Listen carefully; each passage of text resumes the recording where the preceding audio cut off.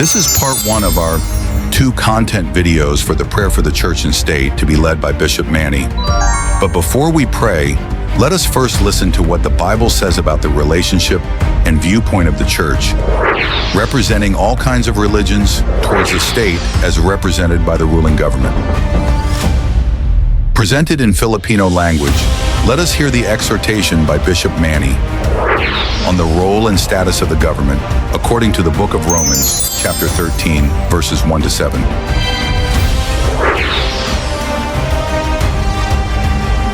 Aklat ng Taga-Roma, Kapitulo 13, versikulo 1 hanggang 7. Ang bawat tao ay dapat pasakop sa mga pinuno ng pamahalaan, sapagkat walang pamahalaang hindi mula sa Diyos.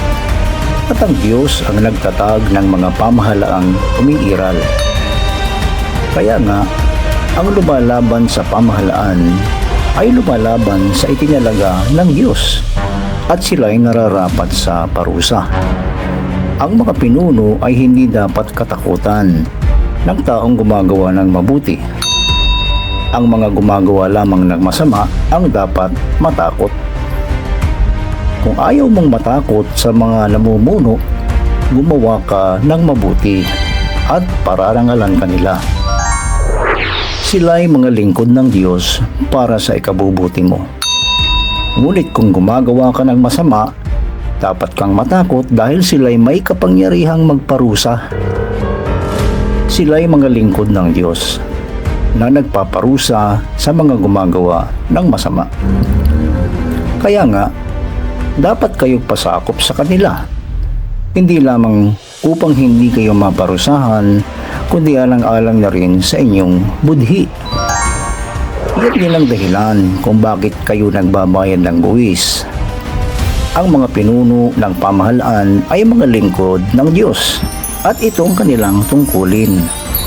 Ibigay ninyo sa bawat isa ang nararapat sa kanya, magbayad kayo sa mga dapat bayaran, at magbigay kayo ng buwis sa dapat buwisan.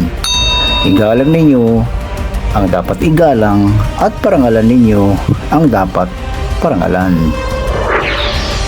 Roma 13, 1 hanggang 7. The Church and the Government. While it is provided in our 1987 Constitution on the separation of church and state, particularly in Article 2, Section 6 and Article 3, Section 5, the Church, referring to all religions and any religious individuals, are not prohibited to exercise their freedom to hold public office or exercise their civil or political rights. Ito'y nangangahulugan lamang ng hiwalay na kalayaan ng dalawang institusyon, ang Estado at ang simbahan, sa pagganap ng kani-kanilang mandato. Ang Estado ay para sa civilian affairs, at ang simbahan naman ay para sa mga religious affairs. Bagamat nakapagtataka o ironic, ay sinulat ni Apostol Pablo ang aklat ng Roma para sa mga Kristiyano sa Roma nung siya nasa Corinto sa bansang Greece, ay ang mga sundalo rin ng Roma ang dumakip sa kanya nung siya pumasok sa Jerusalem. At siya'y nakulong ng 2 taon sa palasyo ng Caesarea, at muling nakulong ng panibagong 2 taon nang siya'y dalhin sa Roma dahil sa kanyang apila na makaharap si Emperor Nero, na nauna ng umusig sa mga Kristiyano doon sa Roma. Si Apostol Pablo, ayon sa kasaysayan sa aklat ng mga gawa, ay sinaktan, ikinulong, at pinapugutan ng ulo sa bandang huli. Hindi dahil sa pagsuway niya sa mga batas ng gobyerno ng Roma, kundi dahil sa paninira ng mga Jewish leaders at sa pagsang-ayon ng Roman authorities sa pangamba na masira niya at ng mga Kristiyano ang mga batas at tradisyon ng Judaism at Roman Empire. Bukod pa rito, ay nakatakda talagang magdusa si Apostol Pablo ayon sa pahayag ng Panginoong Hesus kay Ananias nung siya ay makonvert bilang tagasunod ni Kristo. Nasusulat sa Aklat ng Mga Gawa 9:16. Gayon din ang sinasaad ni Apostol Pablo sa 2 Korinto 12:7 na siya'y binigyan ng isang uri ng pahirap sa katawan o kapansanan na tumutukoy sa mga pisikal na kapighatian na kanyang daranasin alang-alang sa Panginoong Hesus. Sa makatuwid, kalooban ng Diyos na respetuhin natin kung sino man ang mga itinatalaga niya na umupo sa ating pamahalaan.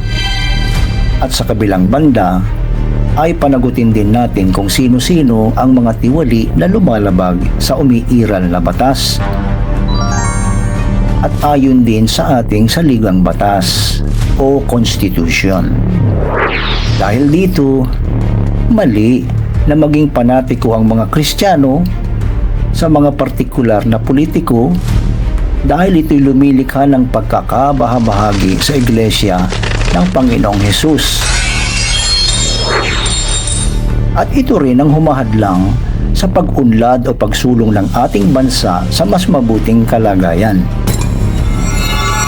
Sana'y maunawaan ito ng lahat ng mga Kristiyano, mga church leaders man o pangkaraniwang mananampalataya, na ang Diyos, ayon sa aklat ng Daniel, Kapitulo 2, versikulo 21, ang Diyos ang siyang nagluluklok at nag-aalis ng mga hari o mga pinuno mula sa kapangyarihan habang siya rin ang nagbabago ng panahon. Kung kaya't isang kabaliwan o immaturity para sa mga makadiyos, lalo na sa mga Kristiyano, ang magpakabulag sa pagsunod at pagtatangi sa mga politiko, may kaso man o wala.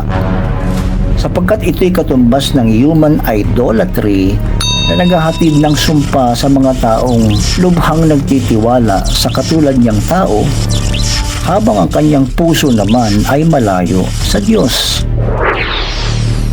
Aklat ng Propeta Jeremias 17:5. Susumpain ko ang sino mang tumatalikod sa akin at nagtitiwala sa kanyang kapwa-tao sa lakas ng mga taong may hangganan ng buhay.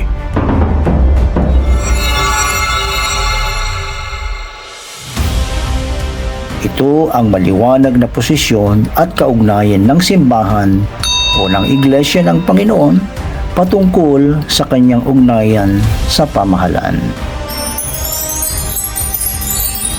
Coming up next, the prayer for the church and the state by Bishop Manny.